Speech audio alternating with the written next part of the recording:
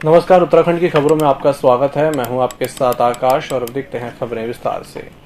रक्षा मंत्री राजनाथ सिंह ने शुक्रवार को पौड़ी जिले के पीठसैंण में पेशावर कांड के नायक वीरचंद्र गढ़वाली की प्रतिमा का अनावरण और स्मारक का लोकार्पण किया।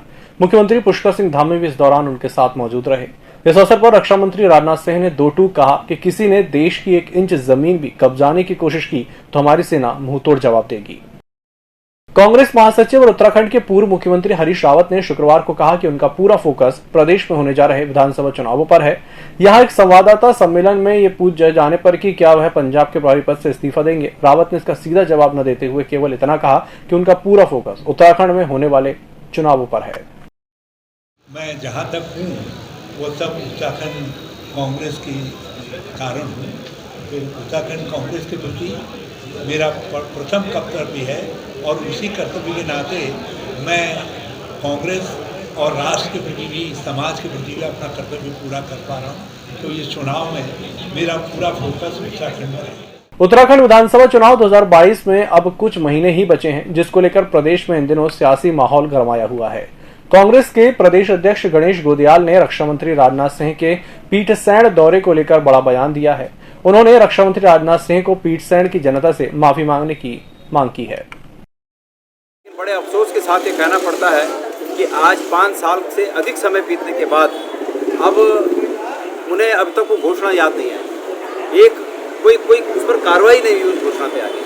अब राजनाथ सिंह जी आ रहे हैं, केंद्रीय मंत्री के रूप में वहाँ राजनाथ सिंह जी आ रहे हैं। हो सकता है कि फिर चुनाव को प्रभावित करने के दृष्टि से कुछ घोषणा करें, लेकिन इन घोषणाओं से लोग अब प्रभावित होने वाले नहीं हैं। लोग इनकी असलियत को समझ गए। प्रयागराज में बाघंबरी गद्दी के उत्तराधिकारी के रूप में बलबीर गिरी संभालेंगे मठ की गद्दी। हरिद्वार में औपचारिक घोषणा के बाद बलबीर गिरी के शिष्य दिगंबर पुनीतपुरी महाराज ने बताया कि बलबीर गिरी महाराज बहुत ही शांत स्वभाव के हैं और वह गुरु जी के अनन्य शिष्य हैं। ब्रह्मकालीन नरेंद्र गिरी ने मार्गदर्शन में उनको दिखाए हैं और उसी का अनुसरण वह पिछले समय से करते आ रहे हैं और हमें उम्मीद है कि आने वाले समय में भी बलबीर जी महाराज अपने सब कर्तव्य का पालन गुरु जी के आदेश अनुसार ही करते रहेंगे। उनका संचालन हमेशा से ही कर्तव्य निष्ठा से भरपूर रहा है। आगामी 5 अक्टूबर को ब्रह्मलीन नरेंद्र गिरी जी की षोडशी पर उनको महंताई चादर सौंपी जाएगी। अध्यक्ष महोदय महंत श्री नरेंद्र गिरी महाराज जी का आशीर्वाद हमेशा रहा है और कालांतर में हमेशा बलबीर गिरी महाराज जी के ऊपर रहेगा और गुरु कृपा से हमेशा मानते हैं कि बलबीर गिरी महाराज बाघंबरी मठ प्रयागराज की व्यवस्थाएं, लेटे हनुमान मंदिर महाराज की व्यवस्थाएं व्यवस्थित एवं सुचारू रूप से वैसे ही चलती रहेंगी जैसी गुरुदेव भगवान के कार्यकाल में चली। उत्तराखंड पुलिस मुख्यालय में साइबर अपराधों की रोकथाम के लिए joint cyber crime coordination team की 1 दिवसीय कॉन्फ्रेंस आयोजित की गई। साइबर अपराध आम जनता की गाड़ी कमाई के लिए अपराध के नए तरीके अपनाकर धोखाधड़ी कर रहे हैं। साइबर अपराध के मामलों में लगातार बढ़ोतरी हो रही है, जिसमें दोनों ही वित्तीय और गैर वित्तीय मामले सामने आ रहे हैं। कि मैंने कहा कि साइबर क्राइम तो देखता ही नहीं है कि आप कहाँ बैठे हैं। साइबर क्राइम करने वाले को ये भी नहीं पता होगा कि उत्तराखंड में हो रहा है या पहाड़ में हो रहा है, मैदान में हो रहा है कि यूपी में, दिल्ली में हो रहा है।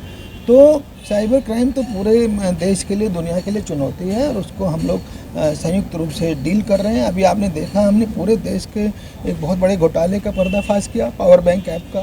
हमने विदेशी अभियुक्तों को पकड़ा। तो हम लोग बहुत ही एक्टिवली साइबर क्राइम को टैकल करने में लगे हुए हैं और ये बहुत बड़ी चुनौती है और सबके लिए, पब्लिक के लिए भी है, पुलिस के लिए भी है। तो सब लोग को संयुक्त रूप से इससे लड़ना होगा। इस बुलेटिन में फिलहाल इतना ही। इसी के साथ मुझे दीजिए इजाजत। नमस्कार।